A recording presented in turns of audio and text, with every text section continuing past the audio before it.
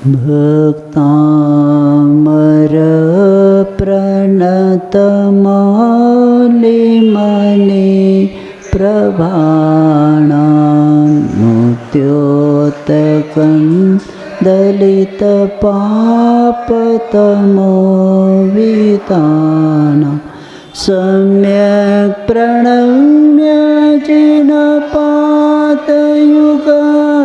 युगादा आलम्बनं भवजले पततां जनानां यशस्तुतः सकलवाङ्मयतत्त्वबोधा दुद्बोधबोधिपटुभिः सुरलोकनाथे स्तोत्रे जगत्रितयचित्तहरेरुदारे स्तोषे किलाहमपि तं प्रथमं जिनेन्द्रम्।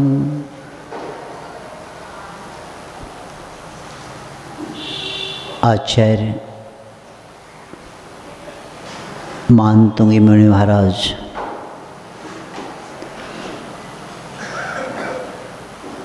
आदिनाथ भगवान की स्तुति भक्ति करते हुए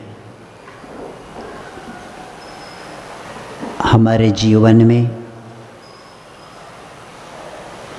भगवान की स्तुति करने से गुणों के प्रति अनुराग का ये वह फल है कि ऐसे प्रशस्त गुणानुराग ही भक्ति है और उस भक्ति के द्वारा हमारे कर्मों की निर्जरा हो जाती हैं। महान पुरुषों के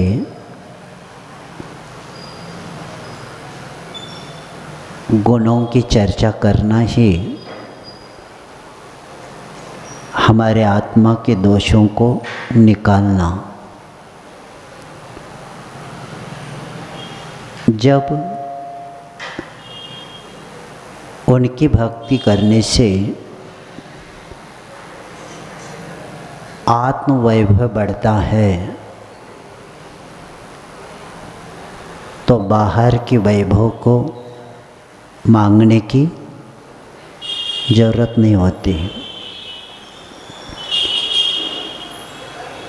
बाहर जो भी घटना घटती है वो अंदर का ही रिजल्ट रहता है। कल आप लोगों ने मोक्ष सप्तमी मना कर आए हैं। इस निर्वाण महोत्सव का 2-3 सूत्र याद रखना है कि सम्मतभद्र आचार्य कहते हैं महामनायो चचाल योगत, क्योंकि कल आप लोगों को आवश्यक अधिकर्म प्रवचन को ज़्यादा समय नहीं मिला था। पार्श्वनाथ भगवान के निर्वाण दिन के दिन हमारे जीवन के सामने क्या संदेशा मिलता है। तो सम्मतभद्र महाराज कहते हैं महामनायो चचाल योगत, कितने भी कर्म का उदय हो, संकट आ जाए, दुख आ जाए, मन को स्थिर रखना, उससे प्रभावित नहीं होना। इसलिए नहीं होना क्योंकि किए हुए कर्म का उदय चल रहा है।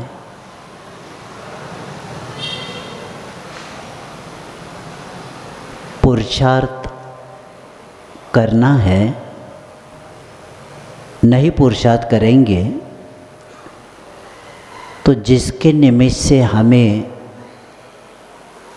संकट आए हैं उसको हम टूटेंगे तो शत्रु से शत्रु बढ़ते जाएंगे।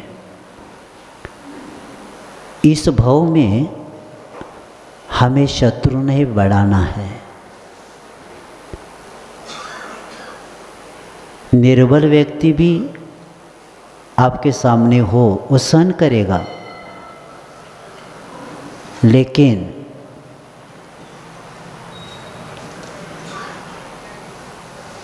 अभी वो निर्बल है, लेकिन अगले भाव में क्या करेगा आपको?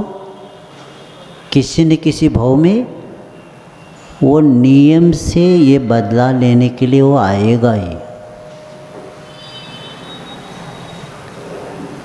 इसीलिए निर्वाण दिन के दिन पार्श्वनाथ भगवान जी के हमें संदेशा यही मिलता है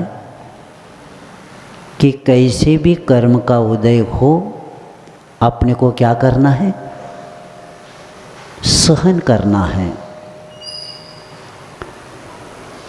क्योंकि आदिनाथ भगवान जी की स्तुति में संबंधबद्ध महाराज कहते हैं कि सहिष्णुता आए बिना, जिसको सहनशीलता बोलते हैं, सहनशीलता आए बिना व्यक्ति महान बनता ही नहीं। प्रत्येक महान पुरुषों का इतिहास देख लेना, जितनी भी आत्मा परमात्मा बनी उनके दो काम करना पड़ा, एक परिचय और उपसर्ग,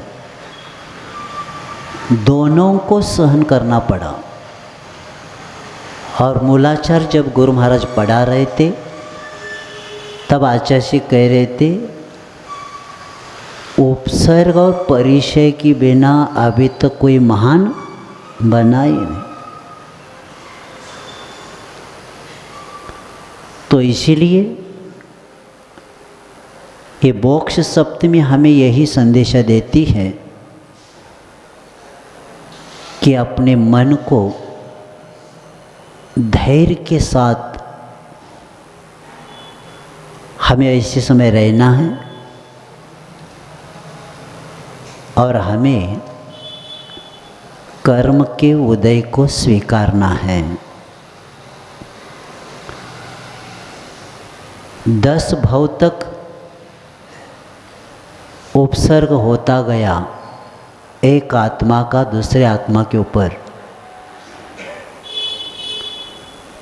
एक ने सिर्फ बदला लेने का लक्ष्य बनाया और एक आत्मा ने शांत बैठे। इसलिए बैठे क्योंकि जिसको मुझ कुछ उत्तर देना है वो सुनने का पात्र है ही नहीं। समझाने के बाद भी वो गलती बताता ही है। तो ऐसे समय उनको संसार में रहना है और सहन करने वाले ने जीव ने लक्ष्य बनाया है मुझे परमात्मा बनना है। निमित्त सामने वाला मिल गया और कर्म के उदय में कोई भी मदद को नहीं आ सकता। कितने भी पास के लोग हो, अगर हमारे पास कर्म का उदय चल रहा है तो सामने वालों के आने के भाव भी नहीं हो सकते। 6 महीने तक अंतराय चल रहा है। भरत चक्रवर्ती के पास अवधि ज्ञान है, लगा सकते थे, लेकिन सामने वाले का पुण्य है तो ये लगाएंगे।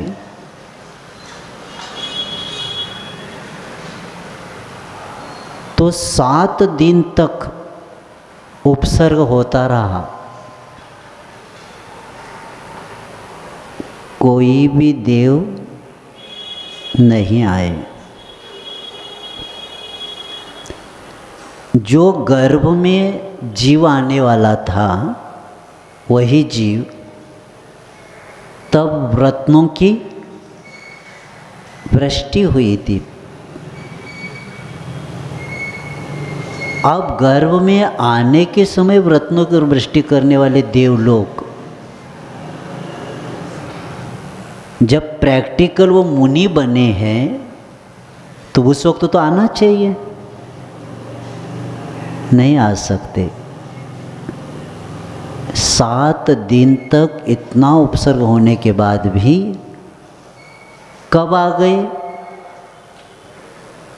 जब वो क्षपक श्रेणी चढ़ते गए, कर्मों की निर्जरा होती गई। किसके कारण? उपसर्ग को सहन करते गए। ये कर्म का मेरा उदय है, सामने वाले की गलती है ही नहीं। ऐसे करते करते वो क्षपक श्रेणी चढ़ते गए और उसी वक्त धर्मेंद्र ने क्या किया? फना फैलाया और उनको केवल ज्ञान हो गया। फना भी कब फैलाया? जब केवल ज्ञान का समय आया तब फैलाया, पहले नहीं फैलाया।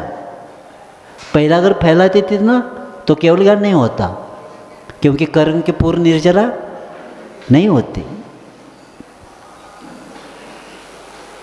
इस सिद्धांत को इसलिए कई लोग कहते हैं पार्श्वनाथ भगवान जी का संकट दूर किया, कोई नहीं कर सकता।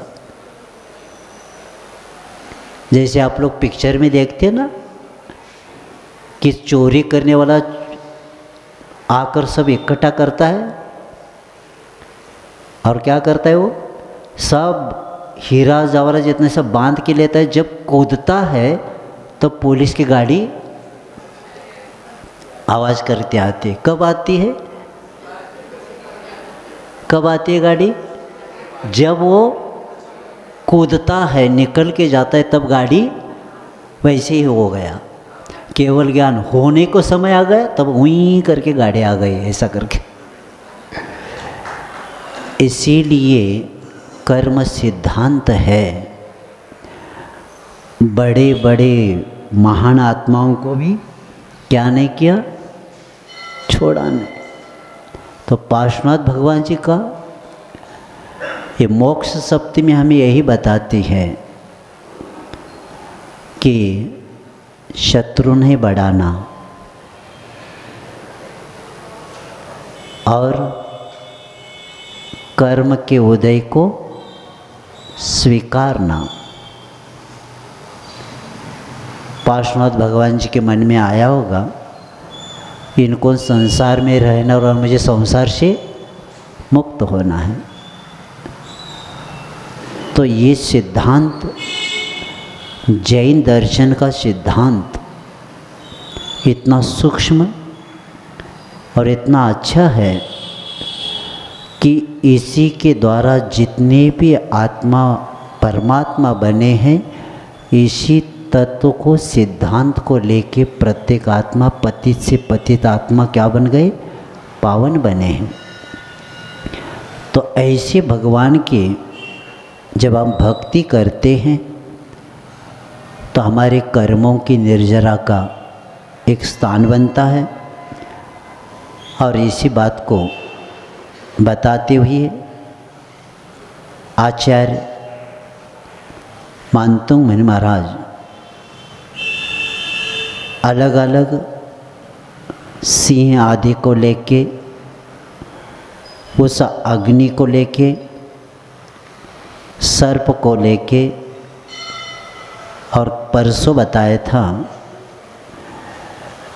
कि विकट शत्रु सेना भी आपके कीर्तन से क्या होती है? विघट जाती हैं। क्योंकि युद्ध क्षेत्र में हाथी घोड़ों के बारे में, उनकी ध्वनि भयंकर और प्रबल असी शत्रु सेना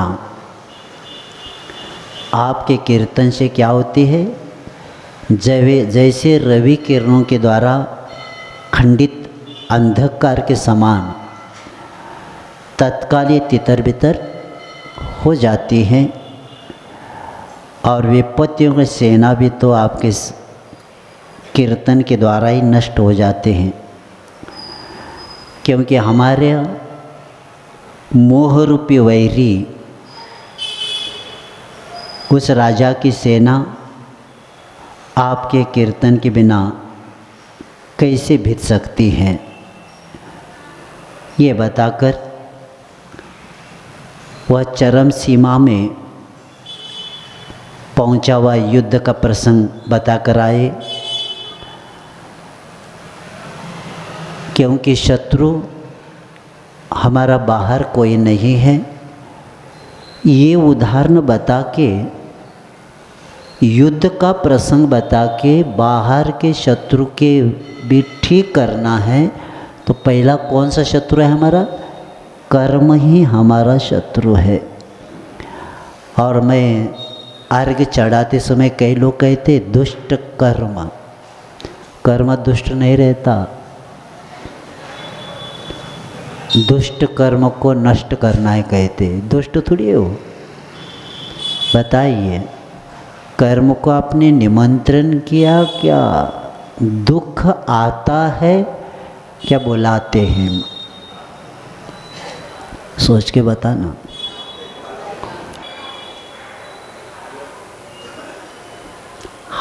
हाथ ऊपर करो, कौन उत्तर देगा? इसीलिए रत्नगढ़ श्रावकाचार्य इसके बाद लगाना है हमें। दुख आता नहीं, बुलाते।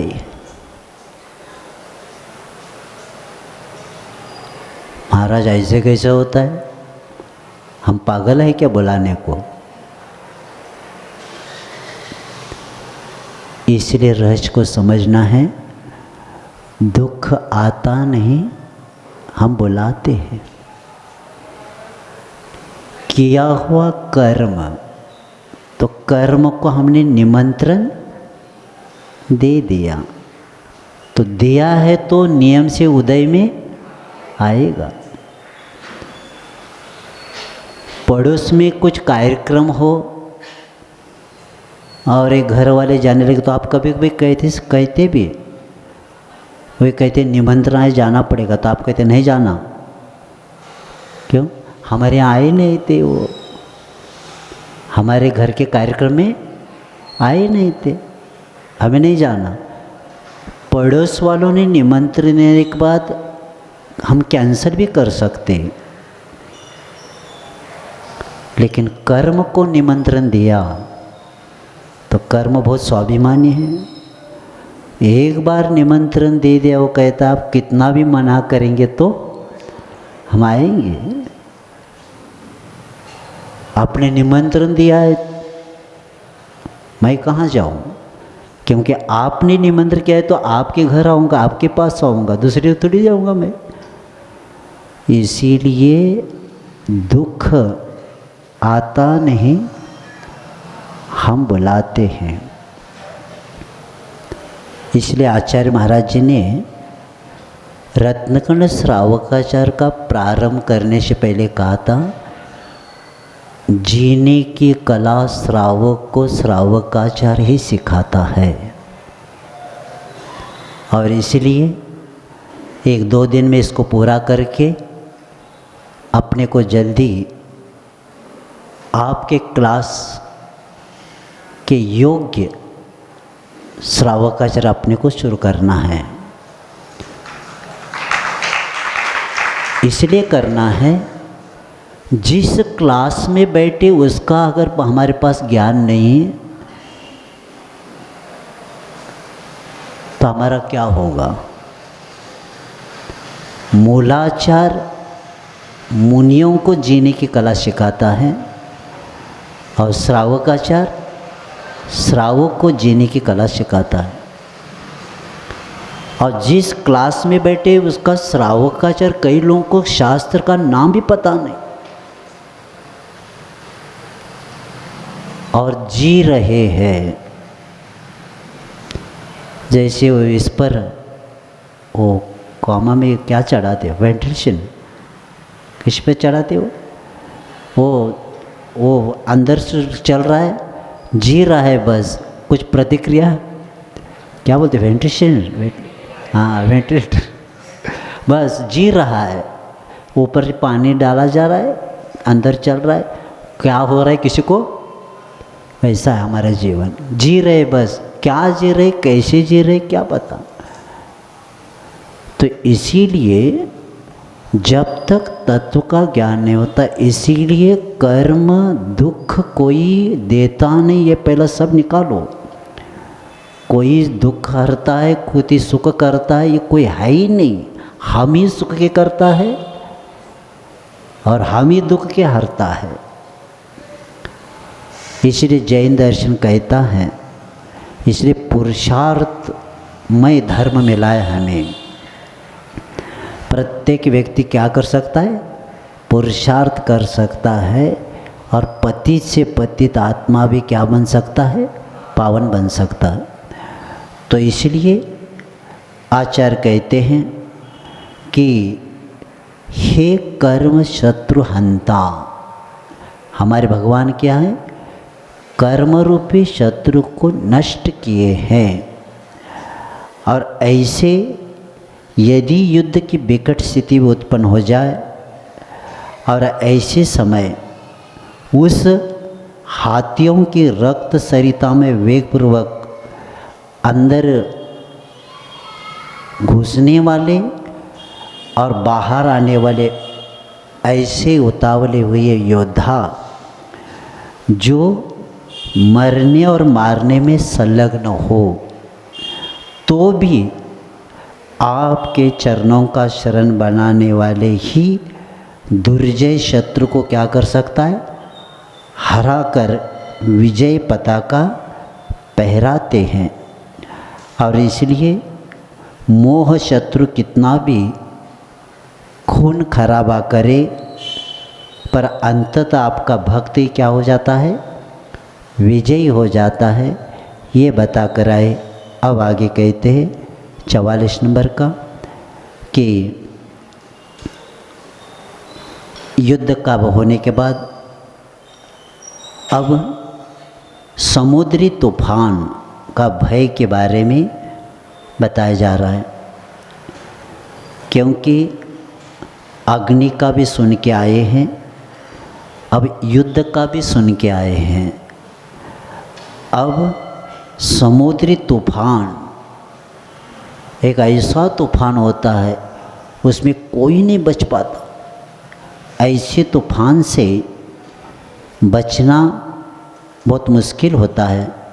तो इसी बात को लेके आचार्य बताते हैं, आंभो निदोक्षोभित भीषण नक्रचक्रम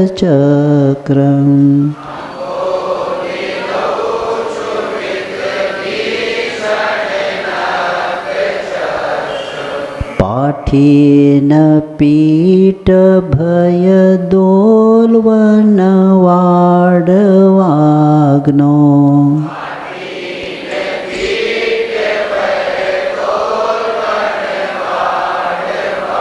रंग तरंग शिखर स्थितयान पात्रास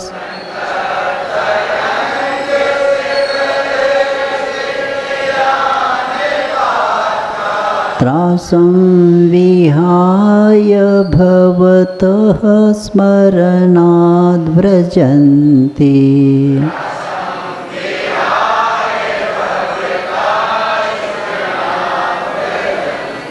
हे तरन तारण, भगवान आचार्य मानतुंग जिस तरह काव्य ग्रंथों में समुद्र को महासमुद्र को जहाँ गंभीरता और मर्यादा का प्रतीक मानकर उनकी स्तुति की गई है, वह नैतिक धर्म ग्रंथों में उसी को भव भ्रमण का अतः क्षारी पारावार करके उसकी निंदा भी की है। कहीं कहीं समुद्र को गंभीरता और मर्यादा का प्रतीक बताते हैं, और धर्म ग्रंथों में क्या कहते हैं? भव समुद्र, भव सागर, और वो भी कैसा? क्षारीय रहता, ऐसी निंदा की गई। क्योंकि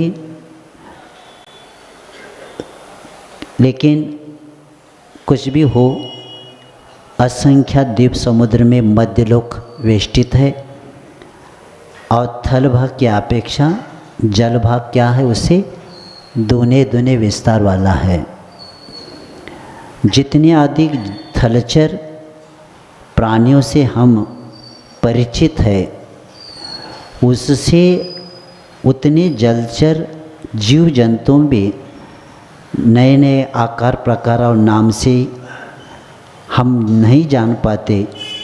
जैसे मगरमच्छ है, घड़ियाल है आदि, इन्हें गिने हम प्राणियों का नाम जानते हैं, लेकिन समुद्र में इतने प्रकार के जीव अलग अलग रहते, प्रत्येक के नाम अपने को ज्ञात नहीं होता। तो इसी बात को लेते हुए आचार्य कहते कि क्षुभित भीषण नक्र चक्र पाठीन पीठ भय दोलवन वाड़वाग्नो।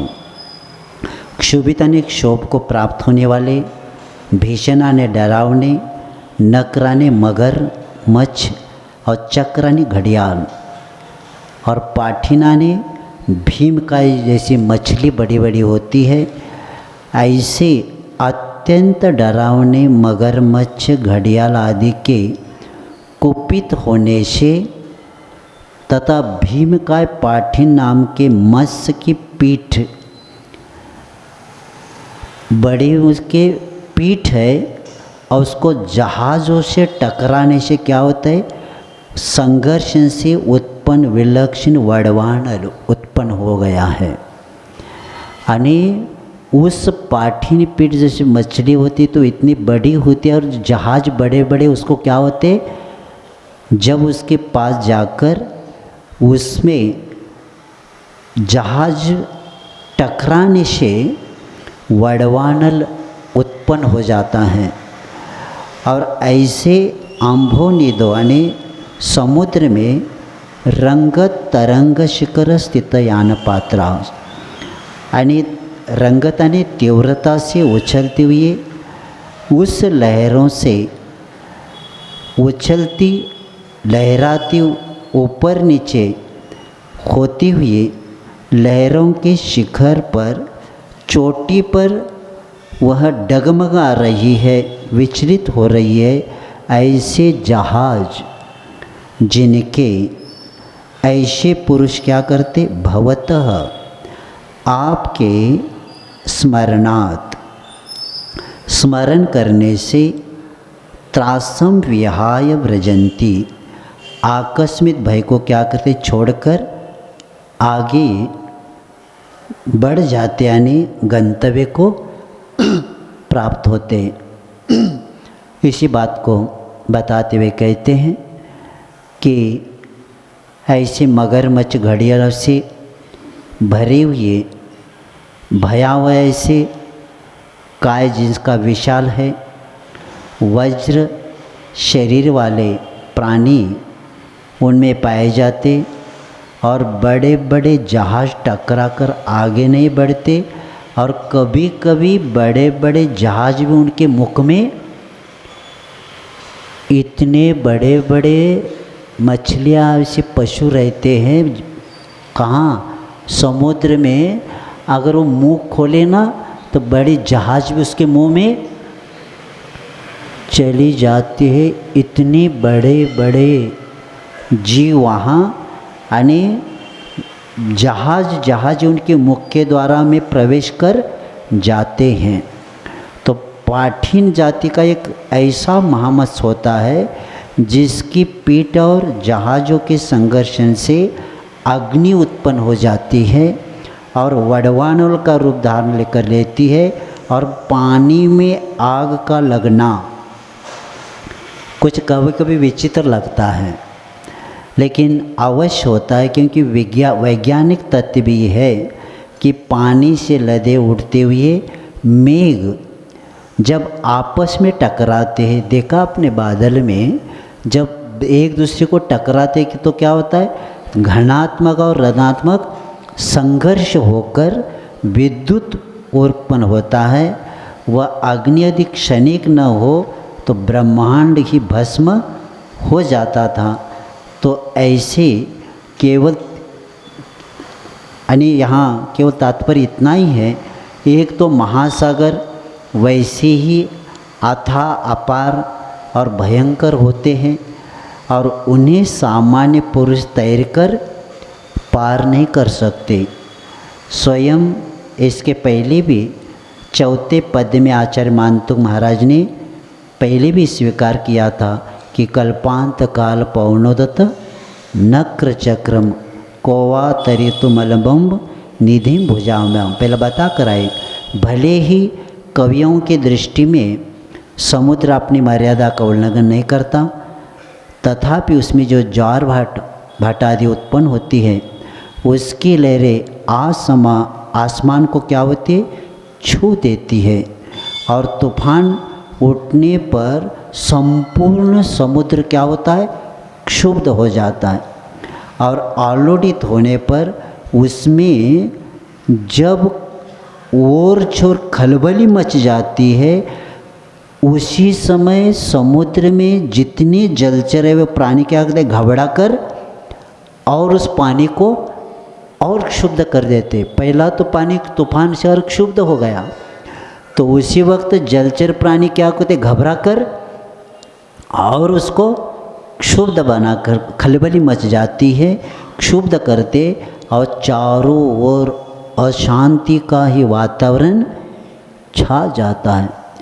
जब कल्पना मात्र से भय की स्थिति उत्पन्न हो जाती है, तो ऐसे ही क्षोभयुक्त महासमुद्र में यदि वडवानल सुलग उठी है तो ज्वार भाटा आया हो, तो प्रलयकालीन तूफान चल रहे हो और मगरमच्छ घड़ियाल खलबली मचा रहे हो और उनकी उताल जो तरंगे की छाती पर यदि कोई जहाज तैर रहा हो, यानी जहाज क्या होगा कि पानी इतना ऊपर उठ गया, उसके साथ जहाज भी इतना ऊपर उठ गया कि उसकी जो ऊपर उठे जो छोर है वहाँ जहाज पहुँची है, पानी के द्वारा वहाँ तक पहुँची है और ऐसे वहाँ तक पैर पहुँच गई है। और उस समय उसकी कुशलतापूर्वक कल्पना करना भी कोई नहीं कर सकता कदापि, लेकिन डावाडोल होकर जब वह भंवर चक्र के फंसकर वह यात्रियों को समेत कभी भी जल में डुबा कर नष्ट हो सकता है। तथापि ऐसे वक्त आपका भगवान के स्मरण रूपी उस धर्म कार्य के द्वारा उसकी रक्षा हो जाती है। ऐसे डूबते हुए नाव में भी आपका भक्त आपको स्मरण करते ही, आपका नाम लेते ही वह क्या होता है, उसकी यात्रा जो बीच में समाप्त होने वाली थी गंतव्य को प्राप्त होता है। तो इस बात को बताते हुए आचार्य कहते हैं कि हे भगवान, आपका संकीर्तन में से जहाज में बैठे हुए मनुष्य मज़े से बिना किसी कष्ट से पार हो जाते हैं, और मौत के मुंह में बैठे हुए भी वे अभय रहते हैं और किनारे वे लग जाते हैं। ये उदाहरण बता के आचार्य मानतुंग हमें यही समझा रहे कि भव समुद्र भी अथाह खारा और पारावार है। आचार्य महाराज जी ने एक भावना शतक लिखे हैं, आचार्य महाराज जी ने, आचार्य विद्यासागर महाराज जी ने, तो भावना शतक में बहुत दो लाइन आचार्य जी बताते कि संसार कैसा है और इस संसार से पार होना है तो क्या करना है, और पार करते हुए ये भी विश्वास दिलाया कि कितने लोग पार किए हैं और कितने लोग कर रहे हैं। उसी को बताते हुए आचार्य कहते हैं कि संसार सागर असार अपार खारा।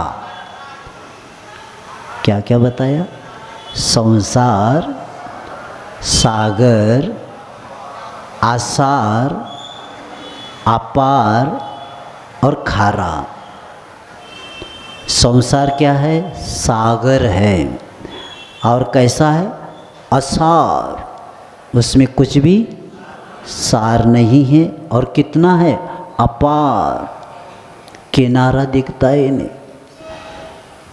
किनारे पर खड़े एक दूसरा किनारा दिखता ही नहीं। और अपार होते हुए संसार कैसा है? दुग्धोत्तम पानी जैसा शीतल नहीं, खारा। कैसा है वो? खारा है। और आपको पता ही है खारा पानी पीने से प्यास बुझती ही नहीं। कितनी भी संसार में कुछ करने को प्राप्त करने की कोशिश करो, बाद में कुछ भी, जैसे केले का वृक्ष होता है ना, अंदर को निकालते निकालते जाएंगे कुछ मिलेगा, अंदर कुछ होता ही नहीं। तो ऐसे खारा।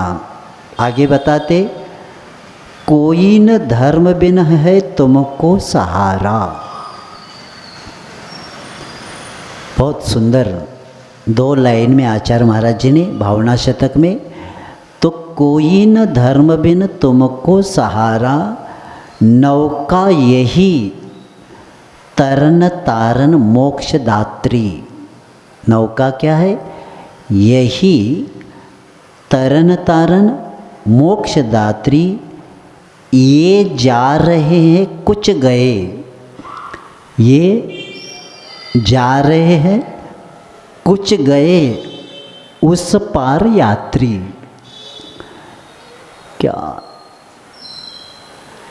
एक दो चार पांच शब्द उसमें पूरे बताया, विश्वास भी दिलाया कि ये जो नौका मिली हमें वर्तमान में, वो कैसी मिली है कि ये मोक्ष को प्राप्त कराने वाले मिली है। तो विश्वास दिलाने के लिए क्या बताया? ये जा रहे हैं, कौन? आचार्य विद्यासागर जी। और कुछ गए उस पार यात्री, यानी जा भी रहे हैं और कुछ उस पार पहुंच भी गए हैं। इसीलिए कहा जाता है कि धर्म ही शरण है और धर्म ही हमारा सहारा है। इसलिए केवली पन्नतम धम्मम शरणम भवजामि। जैन दर्शन और अन्य दर्शन में क्या अंतर है? बहुत पहले एक लेख पढ़ा था, कई दर्शन कहता है गच्छामि। तो रजनीश, हम कभी पढ़ते नहीं, कई लेख पढ़ा था, घबराना नहीं और पढ़ना भी नहीं, फेल हो जाओगे। हर व्यक्ति कोई भी साहित्य पढ़ने से पहले अपने पास क्या होना चाहिए? पावर होना चाहिए। पढ़ने को कई लोग गए, बह गए उसमें। तो एक जगह पढ़ा था, जैन दर्शन और अन्य दर्शन में क्या अंतर? बुद्धम शरणम गच्छामि और धम्मम शरणम भवजामि। तो कहते हैं क्या अंतर है? गच्छामि, मैं जा रहा हूँ, इसका मतलब है अभी बीच में है, लौट भी सकता है बीच में से। गच्छामि व्यक्ति पहुँचा नहीं, लेकिन धम्मम शरणम पवज्जामि, ये पहुंच गया। यानी मैं धर्म को उधर करे मैं जा रहा हूँ, और हमारा दर्शन क्या कहता है, मैंने उसको प्राप्त किया। ये अंतर है। इसलिए अंतर है कि जो भी इस धर्म को स्वीकारता है, प्राप्त करता है, वो नियम से प्राप्त कर लेता है। तो पवज्जामि प्राप्त किया, मैं उसको स्वीकारा, यानी गच्छामि मैं अभी जा रहा हूँ, यानी अभी पहुँचा नहीं।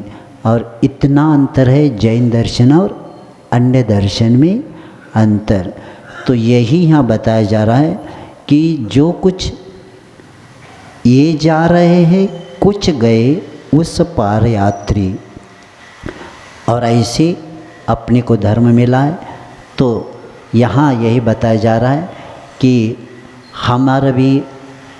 हमारी भी यात्रा अनंत काल से चल रही है, तो भी ये मनुष्य जीवन की एक यात्रा है, क्योंकि इसमें पग पग पर कठिनाइयाँ आती है, और इसमें इंद्रियों की लालसा मन में पनपती रहती है, और भ्रमों की बहुलता होती रहती है, और जीवन के पल पल में भटकने के हमें भय भी रहता है। फिर संसार में भयावह संकटों, विघ्नों से, परेशानियों की क्या कहा जाए। संसार में कितने संकट आते हैं, संसार में विघ्न आते हैं, परेशानियाँ आती रहती हैं, और ऐसे इसमें संसार का हर थपेड़ा हमारे जीवन रूपी नयका के क्या करता है कि मार्ग से रोकता रहता है। बड़ी बड़ी आकर्षण बाहर का और जीवन को डुबाने के लिए आकुल व्याकुल ऐसे कई विषय मिलते हैं, तो इसके कारण जीवन की यात्रा पूर्ण हमारी नहीं हो जाती। इसीलिए धर्म ही हमारा एक नौका है। इसलिए ध्यानतराय जी ने, कवि ध्यानतराय जी भी कहते हैं कि यह भव समुद्र अपार तारण के निमित्त सुविधि ठई, अति दृढ़ परम पावन यथार्थ भक्तिवर नौका सही। ध्यानतराय जी कहते हैं कि ये भव समुद्र अपार तारण के निमित्त सुविधि ठई, कौन सी, अति दृढ़ पावन यथार्थ भक्तिवर नौका सही। भक्ति रूपी नौका ही हमें क्या कर सकती है इस संसार से, क्योंकि जिनकी हम भक्ति कर रहे हैं उन्होंने तो इसको पार किया है। तो उन्हीं आत्मा को, हमारे जीवन को भक्ति का एक साधन बना के हमारे अनंत काल से जो संसार में हम डूबते आए हैं, उसका एक ही कारण है, हमने वीतराग भगवान के ऊपर श्रद्धा भक्ति नहीं किया। इसके पहले भी बता कर आए कल्याण मंदिर स्तोत्र का कि आचार्य कुमुदचंद्र आचार्य कहते कि भगवान मैं कई बार आपके दर्शन किया, भक्ति किया, पूजन किया, तो भी मैं दुख का पात्र क्यों बना। आज मुझे पता चला कि आपको भक्ति के साथ मैंने हृदय में विराजमान नहीं किया, क्योंकि जब तक हमारे पास उस आत्मा के प्रति भक्ति नहीं आती तब तक कार्य नहीं हो सकता। तो ये बताकर आचार्य कहते हैं कि ऐसे विविध प्रकार के कर्म रूपी भयावह जलचर प्राणियों से ये संसार सागर क्षुब्ध हो रहा है, और इसमें राग आदि के द्वारा क्या हो गया कि समुद्र में आग लगी है, राग द्वेष के कारण, और मनुष्य पर्याय की जहाज उस पार सागर में अतार रही है, उसके कुशलतापूर्वक किनारे लगाने वाला केवल भक्तिपूर्वक किया हुआ जिनेंद्र भगवान के नामस्मरण ही एकमात्र कार्यकारी है, ऐसे बताते हैं। अब आगे कहते हैं कि भगवान के चरण रज हमें अमृत का काम कर लेती हैं और ऐसे सर्व व्याधि को विनाश करने वाली और प्रत्येक व्यक्ति को एक अमृत का काम करने वाली भगवान की चरण रज है, इसलिए बताते हैं। उद्भूत भीषण जलोदर भार भोगना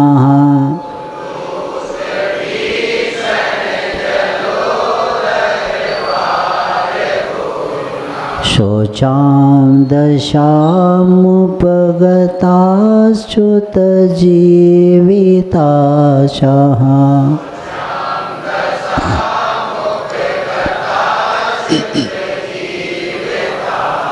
तत्पादपङ्कजरजोऽमृततिग्धदेहा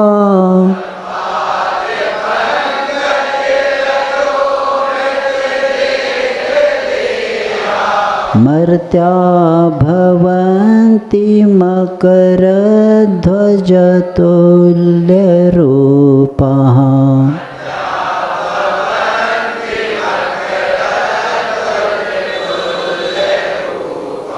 हाँ, आचार्य कहते हैं, हे भवरोग चिकित्सक,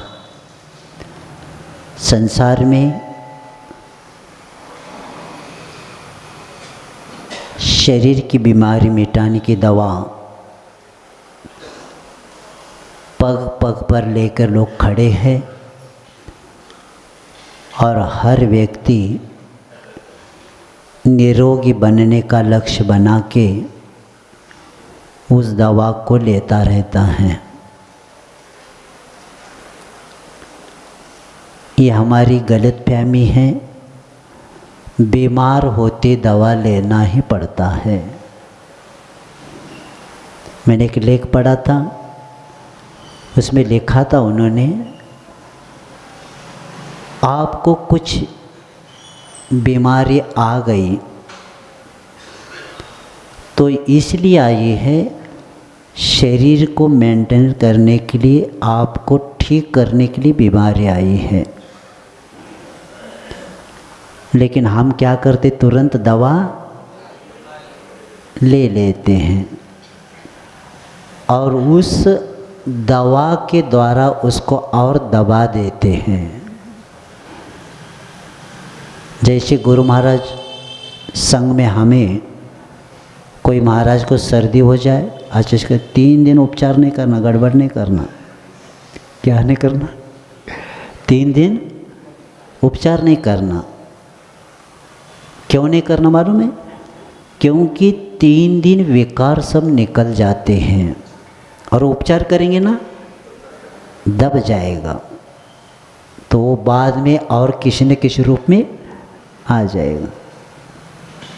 बुखार बेकार कुछ आ गया, उसको ठीक करने के लिए हम अच्छी विश्रांति, रात को नींद आ गई तो समझ जा बुखार भी अभी तो चला जाने वाला है।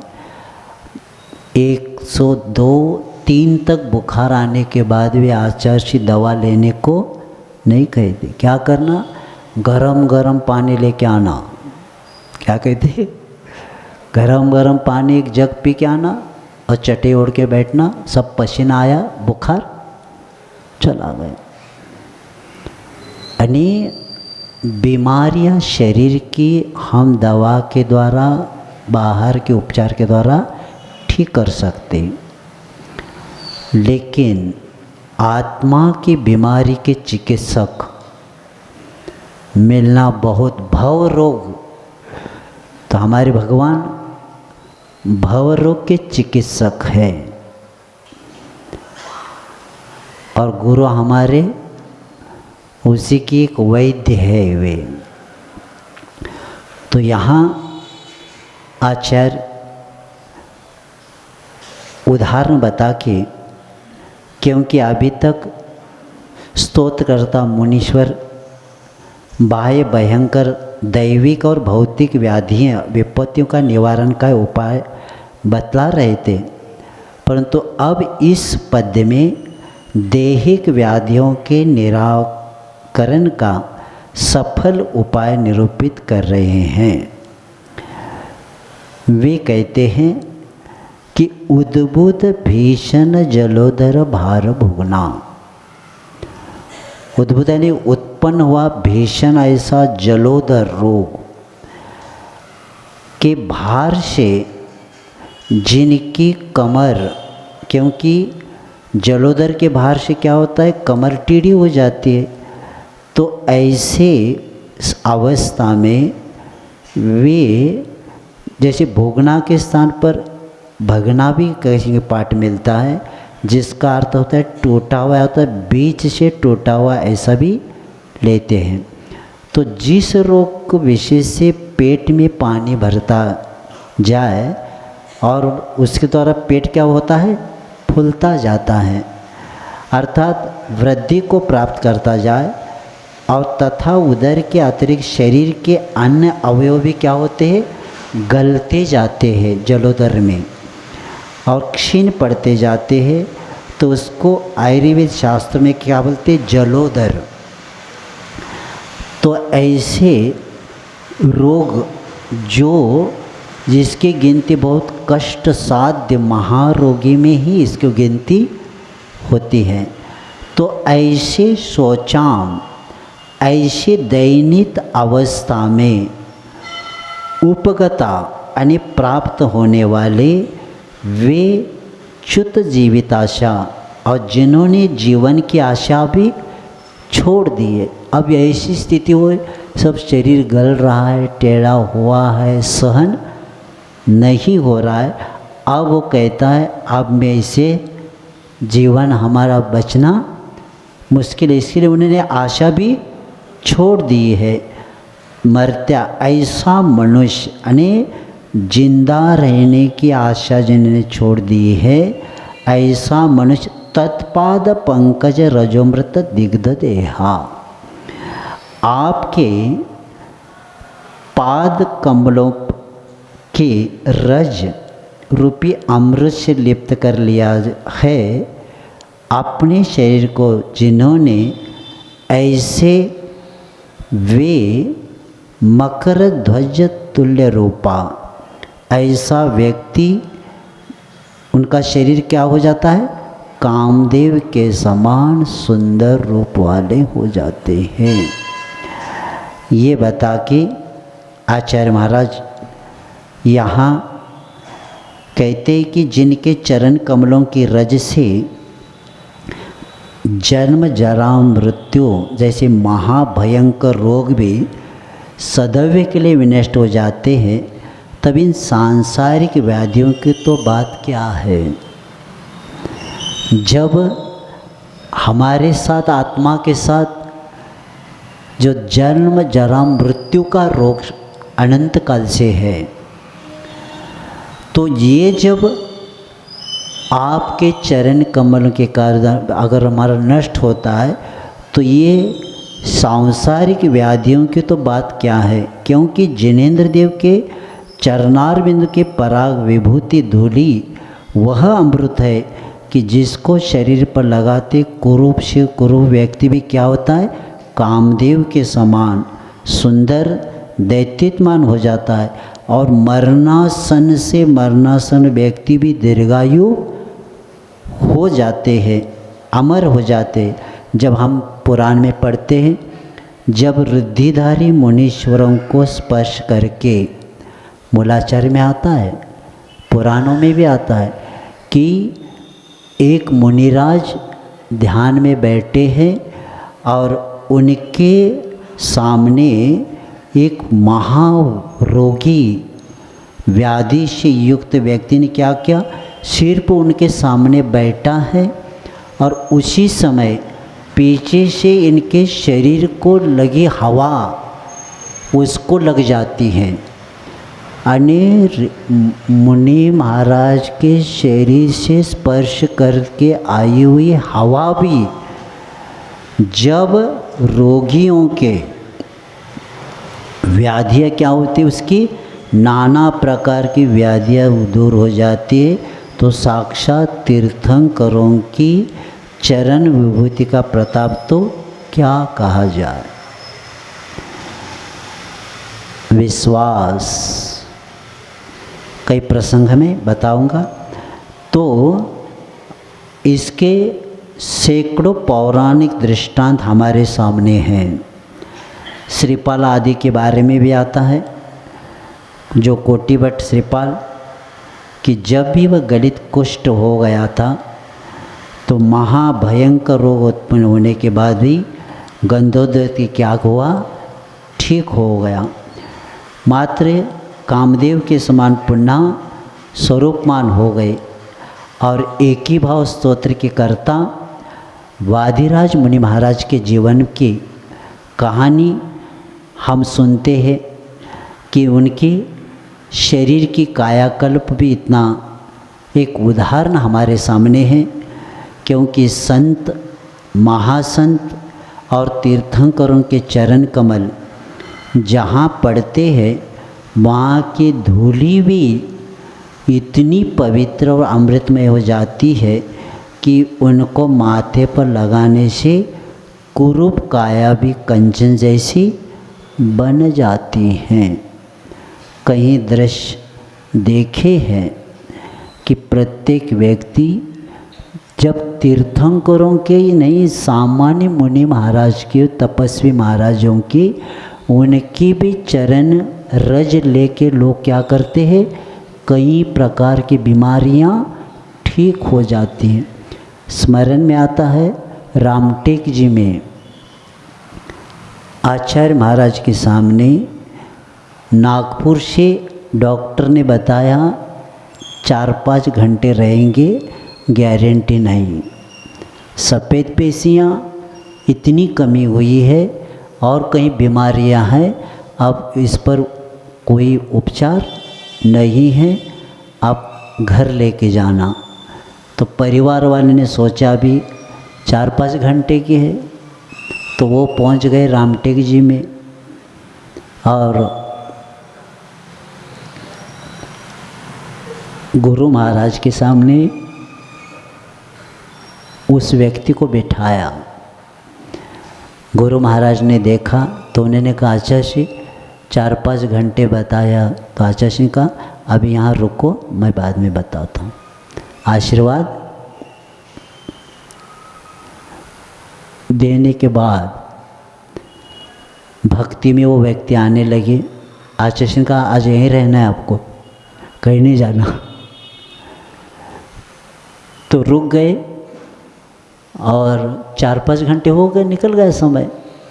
परिवार में सोचने लगे क्या हुआ।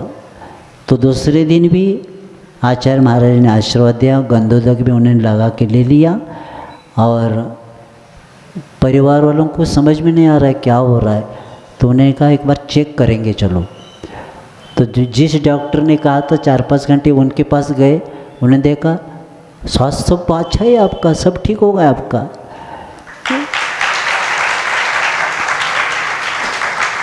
इतना कई मुझे जानते, अब ज्ञान सागर महाराज जी का भी आता है, कई लोगों को बीमार ऐसी हुई थी, महाराज जी का गंधोदक ले लिया, लगाया, और वो पूरे, मैं प्रसंग कल बताऊंगा, कहाँ का प्रसंग स्मरण में नहीं आ रहा है।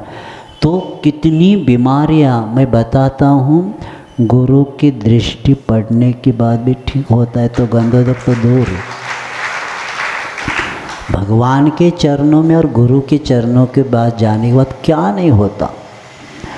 तो ऐसे कि जहाँ उनके पग पड़ जाते हैं, मूलाचार में आया है कि मुनि महाराजों की कई मल भी औषधि का, महा औषधि का काम करता।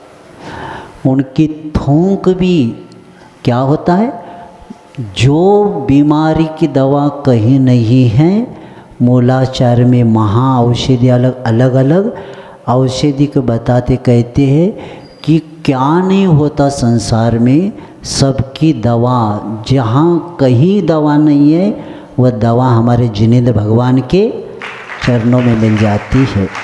और इसी के कारण इस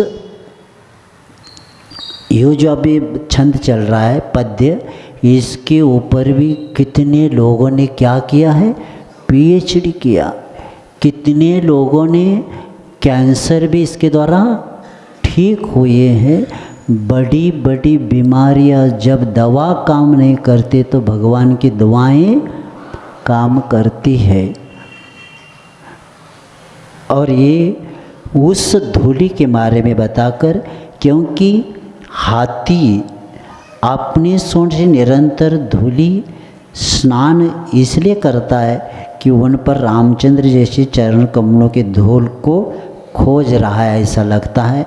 क्योंकि कवि साहित्यकार ने लिखा है, और जिसके स्पर्श से पाषाणी व अहिल्या क्या बन गई, पाषाण भी अहिल्या बन गई, पुराणों में आता है। वो भी चाहता है कि कहीं न कहीं तो वह धूल मिलेगी। और रामायण में तुलसीदास जी ने एक जगह लिखा है कि केवल श्री रामचंद्र जी को नाव पर इसलिए नहीं चढ़ाने देता था, वो कौन, नाव चलाने वाला, कि उनके चरण कमलों के द्वारा क्या न हो जाए, धूलि से हमारी नाव सजीव न हो जाए, इस भांति वे आजीविका से वंचित न हो जाए। इसलिए वो क्या करते, स्पर्श करके नहीं देते। क्योंकि जहाँ यहाँ धूल का महत्व नहीं है, बल्कि संतों की वीतरागता का महत्व है। इसी के कारण वे महत्व अपने को समझना है। क्योंकि बहुत से मंत्र तंत्रवादी भी क्या करते, भस्म आदि देके यही दावा करते कि इसके द्वारा आपका रोग ठीक हो जाएगा। हमने सुना था कि ललितपुर के आसपास एक व्यक्ति भस्म देता था, मुस्लिम व्यक्ति, और जो भी लेके आता था सबका ठीक हो जाता था। तो एक मित्र जैन पहुंचा, उसको, उस मित्र के मुस्लिम जो मित्र था उसको बताया, ये आप क्या करते हैं, आप देने के बाद सबका ठीक हो रहा है। वो कहता है किसी को बताना नहीं, क्योंकि मित्र पास का है, हमें बताओ, मैं नमोकार मंत्र देता हूँ, उसको कुछ नहीं देता। जैन बाहर जाके भस्म ला रहा है, राख, और वो देने वाला कैसा दे रहा है, नमोकार मंत्र बोल के ही दे रहा है, ठीक हो रहा है। इस सत्य घटना मैंने सुना, इसलिए मैंने रखा। तो इसीलिए श्रद्धा जहाँ बनती है, विश्वास जहाँ बनता है, वहाँ कार्य अपना होता है। इसलिए आयुर्वेद में भी बताया है कि वैद्य के प्रति अगर श्रद्धा नहीं है तो दवा काम नहीं करती। इसीलिए पहला वैद्य क्या कहते, ठीक हो जाएंगे आप। डॉक्टर क्या कहते, पहला ठीक हो जाएंगे। ठीक होते कहते हमारी श्रद्धा किनके प्रति बढ़ जाती है, उस डॉक्टर वैद्य के प्रति श्रद्धा बनती। और श्रद्धा से दिए हुए वो जो दवा देता है, लेने वाला श्रद्धा से लेता है तो उनकी बीमारियां ठीक हो जाती। और पहले से कहेंगे ये दवा ठीक नहीं है, कितनी भी महंगी दवा दिया जाए काम नहीं करते। इसलिए आयुर्वेद में कहा गया है पहला श्रद्धा करो तब कार्य हो जाता है। तो ऐसे यहाँ बता के कहते कि वह रज तो वह पुण्य विभूति है जो तीर्थंकर के चरण तल से रहती है। और पुण्य तो धर्म का एक धर्म तो है, पुण्य ये धर्म है। विश्व कोश लोचन कोश में बताया है, धर्म कहो पुण्य कहो, और 3-4 शब्द बताए। मैं इस रत्न श्रावकचार में इसको मैं बताऊंगा कौन से पेज पर लिखा है, क्योंकि ये सब धर्म ही है। और इसी के कारण व्यक्ति, क्योंकि जहाँ रत्नत्रय रूपी धर्म रहेगा वह पुण्य तो नियम से उनके चरणों में धूल बनकर रहेगा ही, और रज तो वह विभूति है जो तीर्थंकर के द्वारा कौन सा मल, 4 घाती कर्मों को उन्होंने क्या किया, नष्ट करके प्राप्त किया। और यह वही विभूति है जो अनंत चतुष्टय से हमें प्रसिद्ध हुई है, उन्हीं के द्वारा आपने प्राप्त हो गया। विषय थोड़ा सा समय आपका हो गया, 10 मिनट हमने आपका समय ज़्यादा ले लिया।